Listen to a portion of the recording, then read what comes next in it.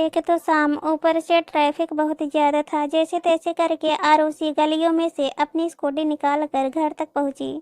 आरुषि ने स्कूटी घर के बाहर खड़ी करी और घर में प्रवेश किया। उसे देखते ही लैपटॉप पर काम कर रहे उसके पति सुंदर ने कहा, आरुषि तुम्हारी मम्मी का फोन आया था। कब से तुम्हें मम्मी फोन लगा रही हैं और तुम फोन ही नहीं उठा रही हो। सुंदर की बात सुनकर आरुषि ने कहा, ओ मैं स्कूटी चला रही थी, अब ड्राइविंग करते समय मोबाइल कैसे उठाती, तो सोचा घर जाकर ही बात कर लूंगी। अच्छा ठीक है, मम्मी कह रही थी कि वो 2 दिन बाद यहाँ आने वाली है। कहकर सुंदर अपने काम में लग गए। आरुषि वहीं जड़वत खड़ी रह गई। तभी मेन गेट का दरवाजा खुला। उसने पलट कर देखा तो उसकी सास मैना जी अपनी पूजा की थाली के साथ घर में प्रवेश कर रही थी। उसे मुस्कुराता हुआ देखकर मैना जी ने भी अपनी मुस्कुराहट से उसका स्वागत किया और अपने कमरे जो घर की बाहर की तरफ बना हुआ था उसकी तरफ चली गई। तभी सुंदर ने कहा, अरे तुम वहीं दरवाजे पर खड़ी रहोगी या घर में भी आओगी। हाँ, थोड़ी देर मौन खड़ी रहने के बाद आरुषि अपने कमरे में गई और अपना बैग वहीं टेबल पर रख दिया। एक नजर उसने कमरे की तरफ घुमाई और पलंग पर धम्म से बैठ गई। उसे कुछ समझ ही नहीं आ रहा था कि अपनी मम्मी के आने की सूचना पाकर वो कैसे रिएक्ट करे।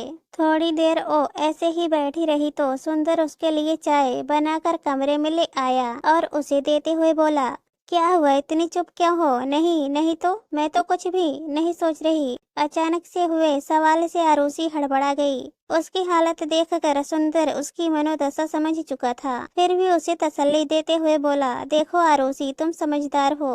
अब जैसे भी है वो तुम्हारी मम्मी है। अब उन्हें कैसे सेटल करना है ये तुम पर निर्भर करता है। सुंदर की बात सुनकर आरुषि बिल्कुल चुप हो गई। थोड़ी देर तक कमरे में मौन पसरा रहा। तभी बाहर मैना जी के कमरे में से मसाला कोटने की आवाज आई। शायद वो अपना खाना बना रही थी। दोनों की तंद्रा टूटी। सुंदर ने उठकर उसे उसकी चाय हाथ में देते हुए कहा, क्या हुआ, क्या सोच रही हो।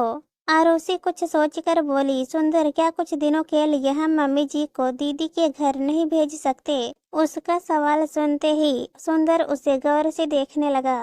उसे इस तरह देखते देखकर आरुषि बोली, आप दीदी से बात करेंगे तो दीदी जरूर समझेंगी। मैं नहीं चाहती कि पिछले बार की तरह इस घर में ऐसा कुछ हो। ठीक है, मैं दीदी से बात करता हूँ, कहकर सुंदर बाहर चले गए। आरुषि उस दिन को याद करने लगी जब वो दुल्हन बनकर इस घर में आई थी। घर में ले देकर 3 सदस्य थे, मैना जी, सुंदर और आरुषि। एक ननद भी थी जो कि शादीशुदा थी। मैना जी आरुषि से खूब प्रेम करती थी। कोई देखकर नहीं कह सकता था कि ये सास बहू है।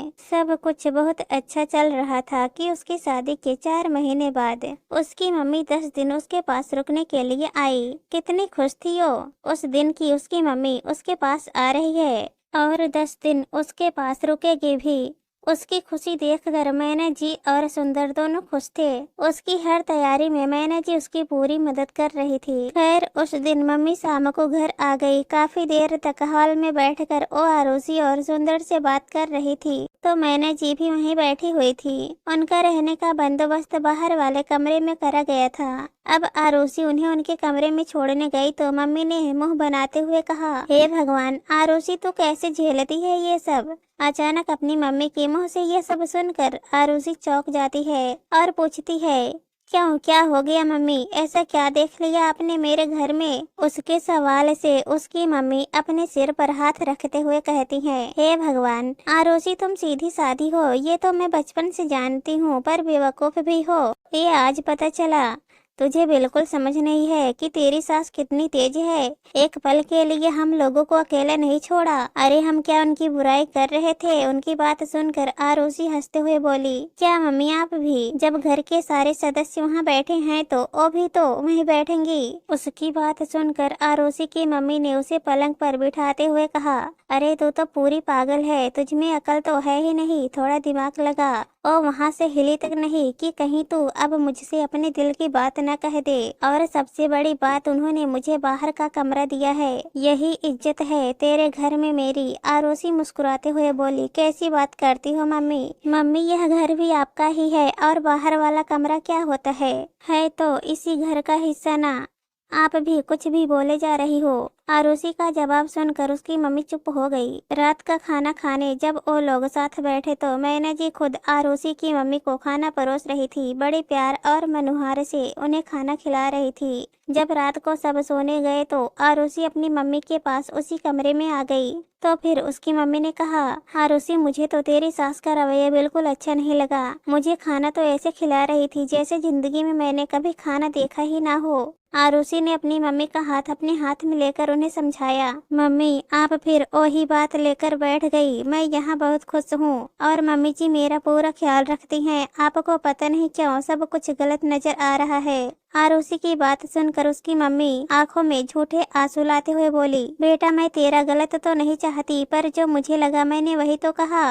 अपनी मम्मी की बात सुनकर आरुषि को भी थोड़ा थोड़ा उन पर विश्वास होने लगा था। आखिर अपनी माँ की आंखों में आए हुए आंसू को कौन सी बेटी गलत ठहराएगी। अब वो मैना जी के साथ अपने रिश्ते को लेकर कंफ्यूज रहने लगी थी। जब तक उसकी मम्मी वहाँ रही वो हमेशा मैना जी के लिए आरुषि के मन में जहर भरने का काम करती रही।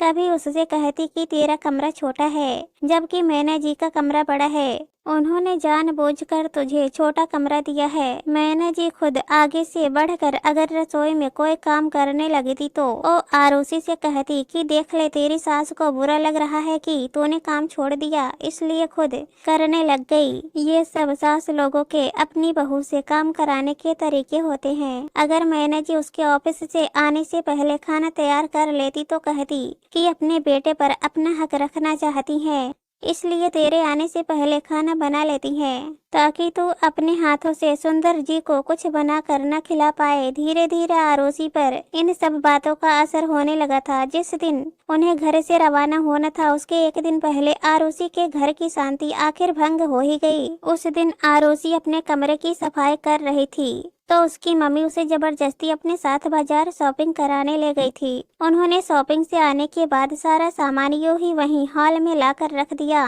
तभी मैना जी भी उन लोगों के लिए पानी की ट्रे लेकर आई और वहीं आकर बैठ गई और सामान की तरफ देखते हुए बोली, आज तो लगता है आप दोनों पूरा मार्केट ही खरीद कर ले आई हो। आरुषि तुमने तो बहुत खर्चा करवा दिया अपनी मम्मी का। मैना जी का इतना कहना ही था कि आरुषि की मम्मी ने कहा, अब समधन जी माना की बेटी ब्याह दी है, पर इतना तो हक बनता ही है ना कि उसे अपनी मर्जी का कुछ दिला पाओ। एक माँ अपनी बेटी के लिए जितना कर ले उतना ही कम है। उनकी बात सुनकर मैना जी को अजीब लगी पर वो चुप हो गई। लेकिन तभी सुंदर कमरे के बाहर आकर मजाक में बोला, अरे आरुषि इतना सारा सामान तो ले आई हो लेकिन रखोगी कहाँ? अभी तो अपना कमरा पूरा फैला पड़ा है। सुंदर की बात सुनकर आरुषि ने कहा, हाँ मेरा कमरा छोटा है ना, तो मैं सामान कहाँ रखूंगी। उसकी बात सुनकर आरुषि झेप गई, जबकि मैना जी हैरान होकर उसकी तरफ देखने लगी। सुंदर ने कहा, अरे इसमें कमरा छोटा है या बड़ा? ये बात कहाँ से आ गई? उसकी बात सुनकर आरुषि अपनी आवाज तेज करते हुए बोली, भला क्यों नहीं आएगी बात? कमरा छोटा है तो छोटा है, मम्मी जी अकेली हैं, फिर भी इतने बड़े कमरे पर हक जमा रखा है, जबकि हम दोनों के लिए वो छोटा सा कमरा। भला मेरा सामान कैसे एडजस्ट होगा? मेरे मम्मी अगर मुझे कुछ दिला रही है तो मम्मी जी को बुरा लग रहा है। मैं सफाई करते करते शॉपिंग करने चली गई तो मेरे पीछे से आपने सफाई तक नहीं की। बहू है ना, वो खुद आकर करेगी। घर की नौकरानी समझ रखा है आप लोगों ने मुझे। घर का काम भी करूं, ऑफिस का काम भी करूं, इंसान हूं मैं, कब तक ही अत्याचार सहूं? उसकी बात सुनकर मैना जी बोली, अत्याचार? आरुषि तुम बात को कहां से कहां लेकर जा रही हो? और कौन से अत्याचार कर दिए हमने तुम पर? आप तो बोलिए ही मत मम्मी जी, यह सब आपका किया धरा ही है। आप चाहती ही नहीं है कि हम लोग खुशी खुशी एक साथ रहे। आप तो बस अपना हक जमाना चाहती हैं। जानती हूँ कि ये जमीन पापा जी की है, पर मकान तो हमने बनवाया है ना,